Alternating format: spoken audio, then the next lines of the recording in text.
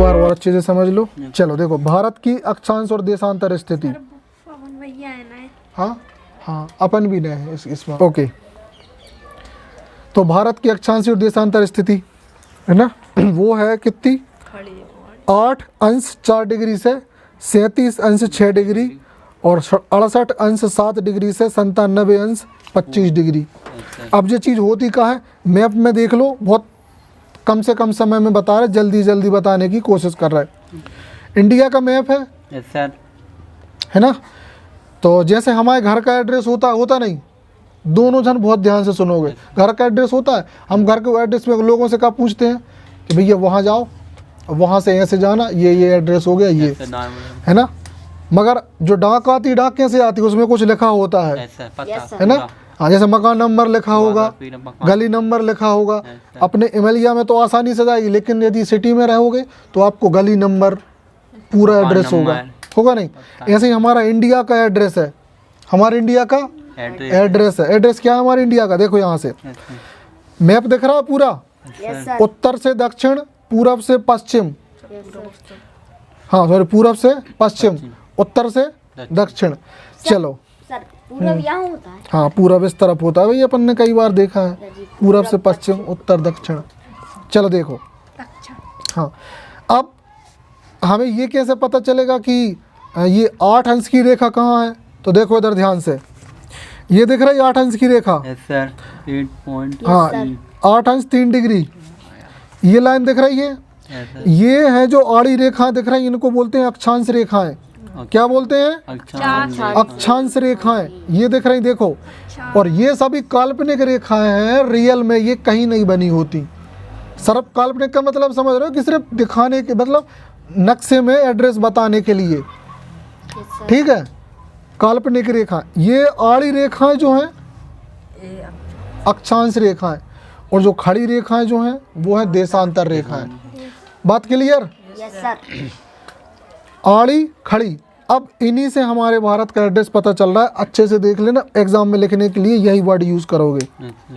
तो 8 अंश 3 डिग्री रेखा है ये, जो कि कन्याकुमारी से निकल रही, लेकिन ये मैप में थोड़ा सा एग्जैक्ट नहीं होता है, लेकिन रियलिटी में जो होगी वो 8 अंश 4 डिग्री से है, मतलब थोड़ी सी और ऊपर से। तो ये रेखा दिख रही, फिर धीरे धीरे हम देखो, तो ये रेखा है, हाँ। तो इस रेखा से जैसे ये मार्ग की तरफ जा रहा है, तो सबसे आखिरी रेखा कितनी होगी, तो देखो अभी ये तो कितनी है, 32 डिग्री, यस सर। ये 28 थी, ये 32 है। इसके ऊपर ये जो आएगी लगभग कितनी होगी, वो लगभग कितनी होगी, ये 32 है, तो हमारे हिसाब से ये 36 के आसपास होनी चाहिए, और 36 से थोड़े से ऊपर जाएंगे तो 37। तो देखो भारत की जो एड्रेस है 8 अंश 4 डिग्री से यहाँ थोड़े ऊपर से 37 अंश 6 डिग्री तक, इसके ऊपर तक ये पूरा हो गया। दक्षिण से उत्तर तक नाप लिया। आगे देखें, फिर क्या नापते हैं, यहाँ से यहाँ इस तरफ चलेंगे, तो देखो ये 68 अंश की रेखा है। किधर लिखा है, ये लिखा है 68 डिग्री पूर्व। Sir yes sir. देशांतर रेखा दिख रही है, तो यहाँ से 68 अंश है, ठीक है। तो जस्ट इसके थोड़े से पीछे से भारत को इन्हें लिया है 67 अंश से। कितने से लिया है, 67। हाँ नहीं 67 से नहीं लिया, 68 से ही लिया है, सॉरी 68 अंश 7 डिग्री से। ये थोड़ा सा आगे आ गए, ध्यान से देखो, ये आ गया थोड़ा सा। तो यहाँ से फिर क्या देखेंगे हम, 97 अंश 25 डिग्री।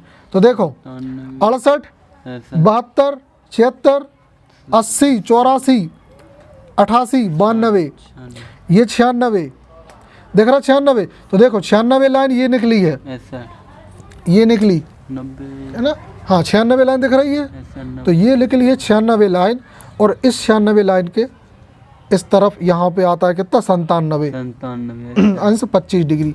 ये हमारा भारत का अक्षांशीय विस्तार हो गया। तो यदि हमारे भारत के बारे में पूछते हैं कि भारत का अक्षांशीय विस्तार कितना होगा, तो 8 अंश 4 डिग्री से 37 अंश 6 डिग्री उत्तर, क्योंकि अगर वर्ल्ड मैप इतना बड़ा बनेगा तो उसमें भूमध्य रेखा के इस तरफ उत्तर में होता है हमारा भारत, क्या है कि भूमध्य रेखा के उत्तर में है, नॉर्थ में, तो इसलिए हमने ये देखा।